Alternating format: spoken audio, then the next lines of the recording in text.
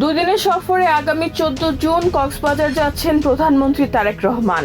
সফরকালে তিনি জেলার পেকুয়া ও চকরিয়া উপজেলায় বিভিন্ন উন্নয়নমূলক কর্মসূচিতে অংশ নেবেন।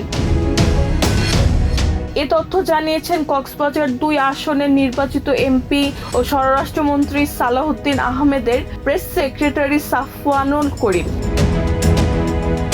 তিনি জানান, সফরকালে প্রধানমন্ত্রী বিভিন্ন উন্নয়ন প্রকল্পের ভিত্তিপ্রস্তর উন্মোচন, বৃক্ষরোপণ কর্মসূচি উদ্বোধন এবং জনসভায় বক্তব্য প্রদান করবেন। সম্ভাব্য সফরসূচি অনুযায়ী 14 জুন সকাল 11টায় প্রধানমন্ত্রী চকরিয়ার ডুলাহাজারা সাফারি পার্কে বৃক্ষরোপণ কর্মসূচি উদ্বোধন করবেন।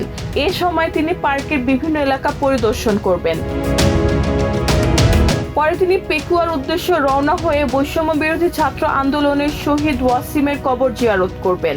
এরপর পেকুয়া পৌরসভার ভিত্তিপ্রস্তরের ফলক উন্মোচন করবেন। কর্মসূচি শেষে স্বরাষ্ট্রমন্ত্রী সালাউদ্দিন আহমেদের গ্রামের বাড়ি সাইড মেনশনে মধ্যভোজে অংশ নেবেন।